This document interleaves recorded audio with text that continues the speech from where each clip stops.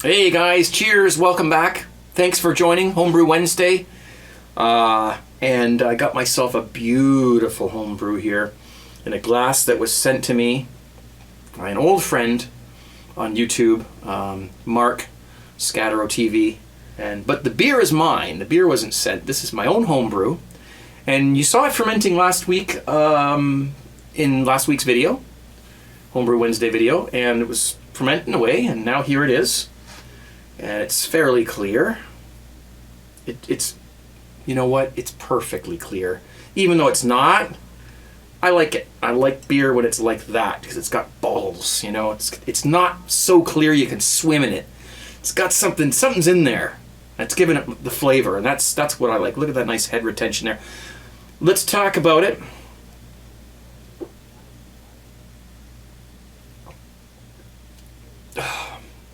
Okay, so the first thing that comes off the top of my head right now when I drink this is it's delicious. It's an award winner. I love this beer. We're looking at about 2.6 kilograms of liquid malt extract. That's about 5 pounds approximately. So 2.6 kilograms of bulk liquid malt extract. I get fresh, excellent quality stuff. And about 1.3 kilograms of high malt glucose. And I've lost the recipe, so I dug up the bags I had the grains stored. The grains I added to this, it's a partial extract. We're looking at about 240 grams of Munic, okay, and about 500 grams of Cara Blond. These were sent to me. Thank you, sender. Just trying to get through some of these and use them before they go, stale or whatever. Okay, so that's that. And the hops, I got some Galaxy hops in the mail. I mean, this beer is a lot of it is stuff that's been sent. A lot of it is you. Some of you guys have sent me a few things, so it's thank you for this. And so I got Galaxy hops, which are 17.5 alpha, pretty high. Okay, so that went in for a 60-minute boil. Oh, there's my water heater.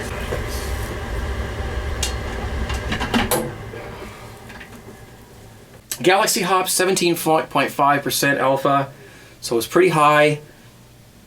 And then that was 60 minutes. 30 minutes I added about an ounce of Saaz. Doing this by memory. 15 minutes I added about an ounce of Cascade, and at 5 minutes I added about another half ounce of Cascade. So there's a few hop additions there, and it's a very full-bodied, full-flavored, with those grains and those hops, it's a beer. I mean, God, it's good. It has a huge malt. It's just got so much grain flavor to it, like biscuit, flavor to it. It just tastes, it smells like a cake. I don't know, with hops, a hop cake. No, but the hops aren't overpowering. They're just sitting nicely on the malt profile, and I just really love this beer. I'll put the recipe down in the down below, so you can try it if you want. It's a partial extract. It still took me about 3 hours to make. Because you got to boil, and you got to wait for things to heat up and cool down. You got to steep the grain, so it's still a bit of a process, but it's worth it. All right, so look at the lacing on that. Okay, let's move on. I'm double-fisted, by the way. I poured a glass of wine, and it occurred to me that it was Homebrew Wednesday time, and got to get a beer because I like drinking beer on Homebrew Wednesdays. By the way, like the shirt? Someone asked me where they can buy a shirt. Honestly, you look in the comments from last week's video, they actually did ask where they can get it and how much it is. So, tgtshirts.com. That's all you need to know. You go there and you can get, it's right on the front page there, you can buy a shirt. Flat rate shipping does cost a little more than if we were to calculate the shipping for every single person. That would be less shipping cost, but that's not possible. when you place your order, we want you to know how much it costs, and then you pay, and then you get your shirt.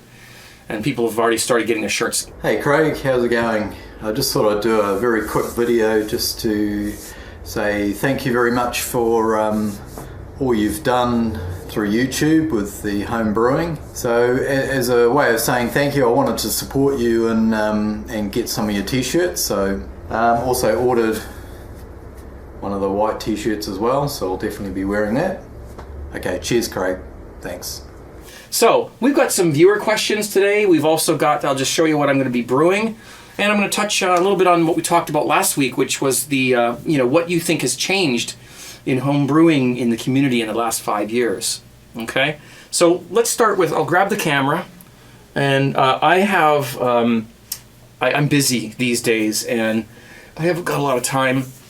You know what? YouTube takes up a lot of my time, and then there's Fridays with my broadcast. And then usually Thursday nights I spend a little bit of time preparing for that, and so I'm a busy guy. Plus I've got a family and responsibilities as well. So I have to brew beer because I don't like buying it, based on the fact that it's very expensive where I live. So guess what? Don't mind the mess. I'm in the middle of some things here. Yeah, we've got a couple of things I'm going to do up here, a Cooper's Mexican Cerveza and an IPA. I'm probably not going to be adding anything to these except for these Cooper's products that I just bought. A little more expensive than buying it, bulk or whatever, these things, but they're convenient, they work, and they're measured out already. They're sterile, or they're sanitized, and they don't have to worry about boiling anything. So that's the beer I'm going to be making just to get me by. I actually have nothing fermenting right now, and I'm a little worried. So this one here is a wine expert. One of my favorite wines right now is a Bergamasque. It's a red wine. This is a different brand that I'm trying this time. The other one was a California Connoisseur.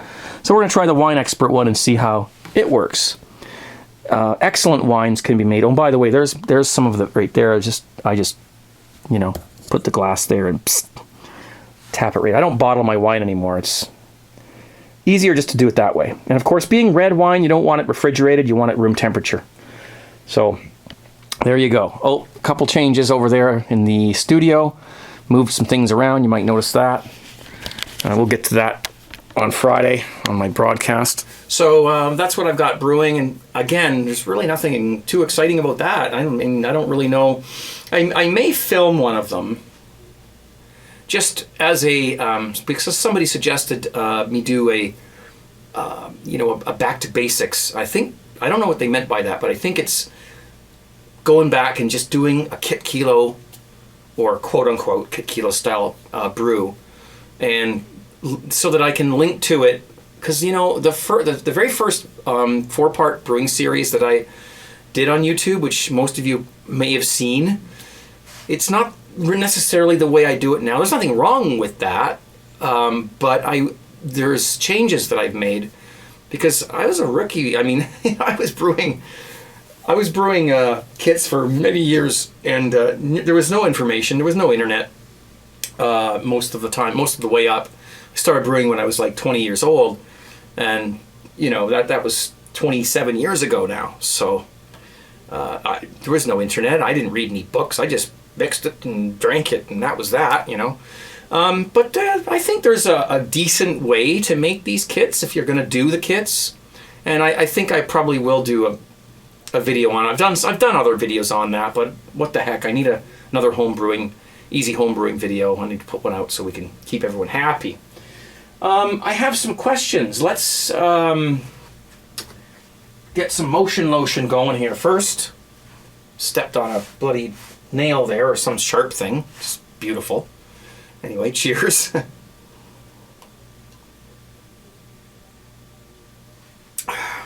And oh, that's good. Oh man, okay. I'm so happy that I can make my own beer, and we can make our own beer, that is. Let's get to these before I run out of time. Last week's question I gave you at the end of the video was what you thought has changed in the last, say, 5 years in the homebrewing community. And I loved your comments, and I think that I agree with all of them. Those are things that I've seen change as well. One of the things that I didn't see mentioned was, I saw that, people going from partial extract and kits to all grain. Yep. The secondary is not being used as often. Yeah, I agree with that. Other things like dry yeast being used more often because there's more variety of it. Yeah, I see that too. And other things that you mentioned in the comments. And overall, just the community, the YouTube brewing community has really become a great family. And we don't all know each other, and I don't know everybody who's watching this video personally, and I don't recognize a lot of the names, but I know that if I had a question, or you had a question or a problem, you could pose that question here on YouTube, and there'd be people there that would be lining up to answer your question and help you. That is just, if you pardon, me being a little bit sentimental, I think we can feel the love here, in this community. It is, just really, really great. People are in, good spirits. There's no trolling. It's, everybody's willing to help everybody. It feels good, it does. And that's one of the things that I've noticed that's happened, because when I started posting videos on YouTube about brewing, it was desolate. It was nothing. There was Chris Knight, his video series, which is great. Sometimes I still watch that just to get a little refresher on what he does with his old grain. A couple other guys, but really there was nothing on YouTube. And that's one of the reasons why I decided to do my easy homebrewing series, is because there was really not a lot on there. And the Chris Knight videos are great, but as a beginner, I think some people would be intimidated by that method. It's all grain, really, but he's very detailed in what he does, and probably an excellent home brewer as well. Chris, if you're watching, cheers. But because some new brewers may be intimidated by all the grains, mashing, and all that stuff, that's why I decided, plus my neighbor suggested it, that I do my original series. But since then, it's exploded, and more people have cameras, and YouTube has become huge and everything. So I'm not sure if more people are brewing. I think there are more people brewing than there was before, because I think that us guys who do videos on YouTube have promoted brewing and got people into brewing. And I get messages all the time. People started home brewing from watching my videos and others as well. So that is awesome, and that's good to hear. So at the end of this video, I will pose another question for you guys. Something for you to chew on in the chat, or in the thing down below, the comments down below. And that'll be the end of the video. I have it down here. Let's get to some questions quickly before we run out of time. Oh, so much stuff, so little time here. I gotta keep it down to 20 minutes if I can.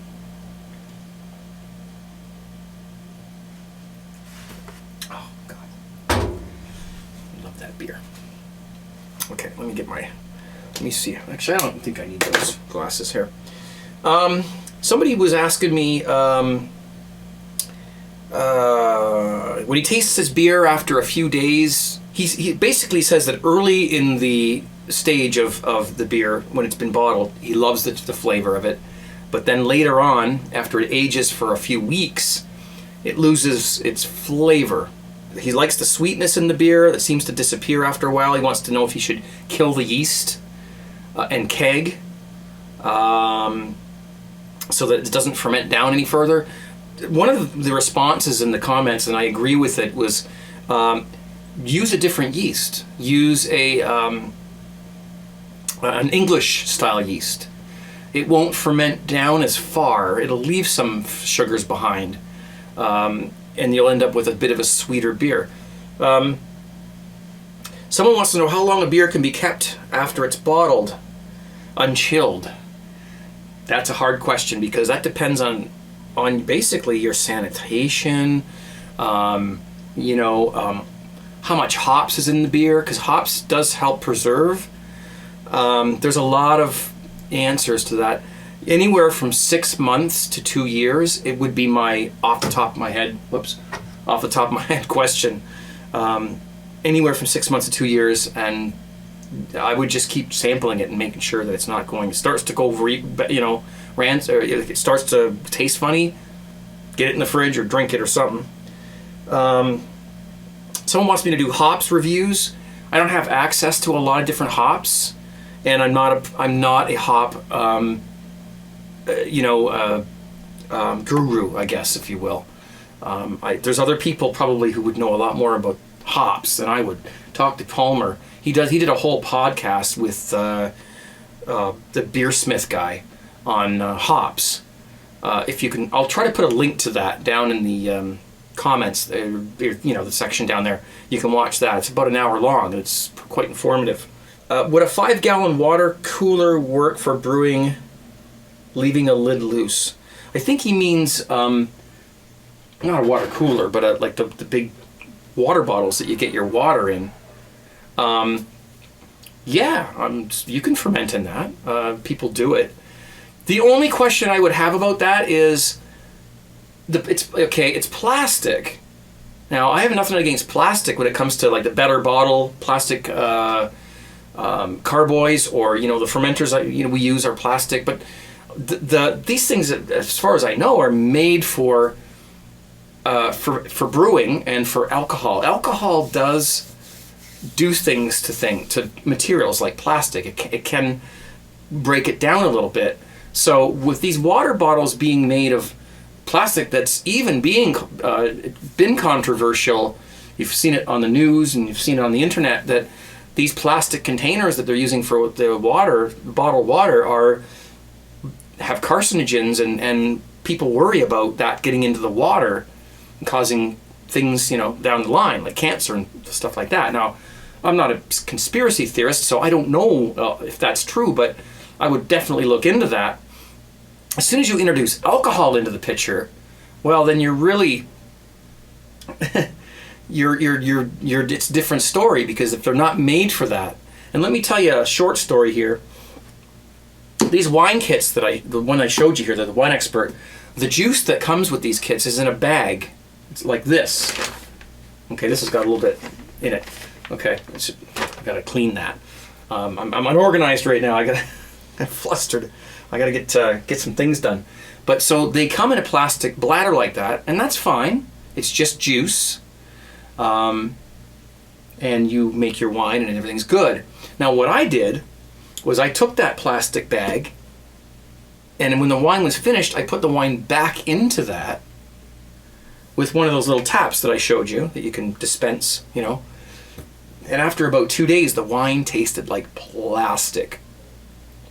I mean, seriously, when you smell, like this one doesn't, because this is food safe. It's made. There's a little bit. I should drink that actually.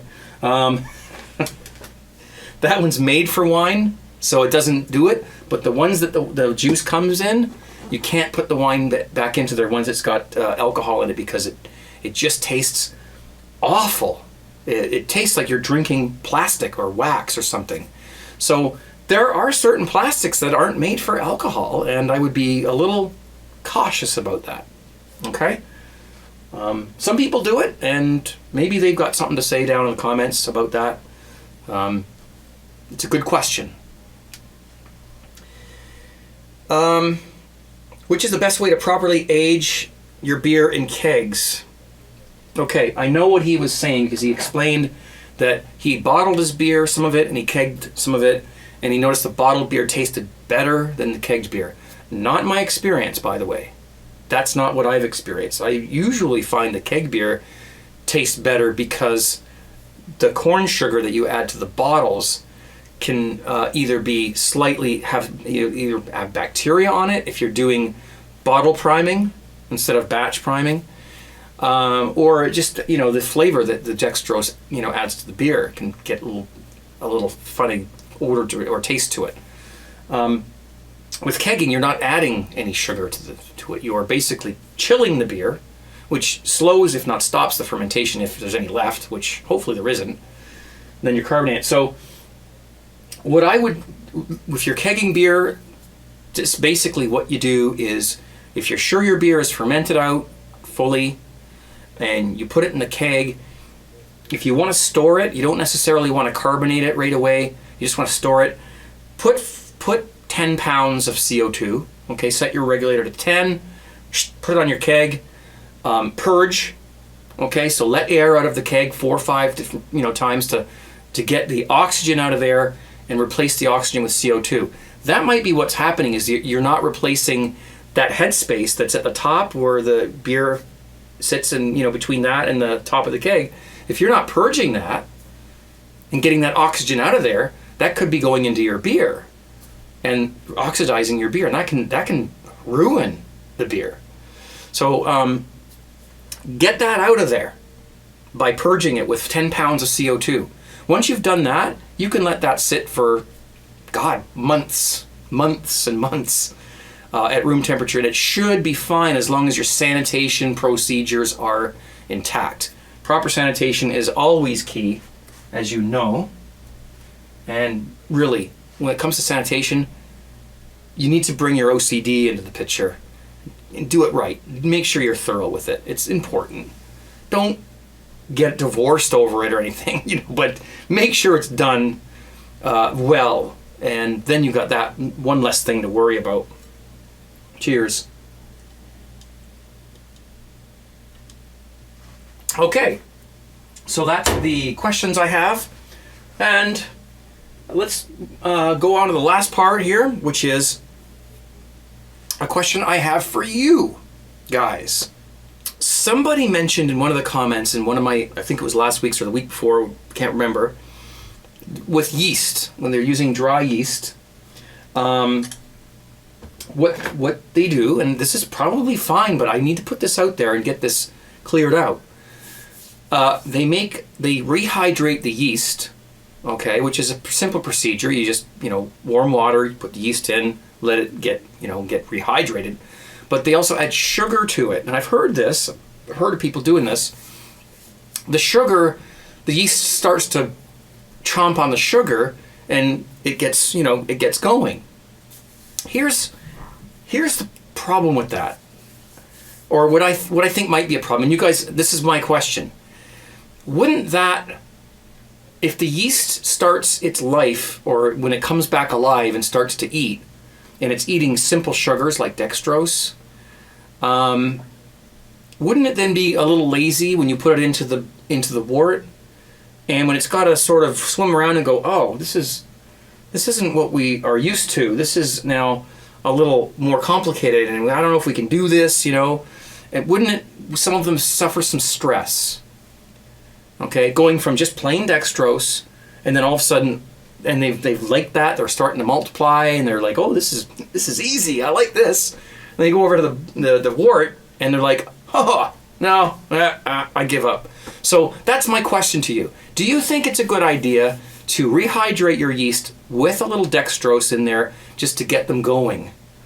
Or do you think that's a bad idea? Because that's why people do yeast starters. They basically start the yeast in a mini beer, a mini wort, and that gets the yeast used to eating those sugars. So when you add it to your brew, they're not shocked and going, oh, what the hell, it's, so it's the same basic thing. They're eating the same food, basically, and they're not lazy from eating a simple fermentable. That's my question, you guys. What do you think about that? Post that down in the comments. I'm out of time. Thank you very much for watching. Cheers. tgtshirts.com if you want one. My Friday night broadcast, justin.tv/CraigTube. And that's all she wrote. Thank you for watching. Thank you for your support. Thank you for your comments. And you know what? I enjoy doing these Homebrew Wednesday videos. And if you enjoy watching them, that's a win-win situation. Cheers. Take care, guys. Be safe. Cheers out.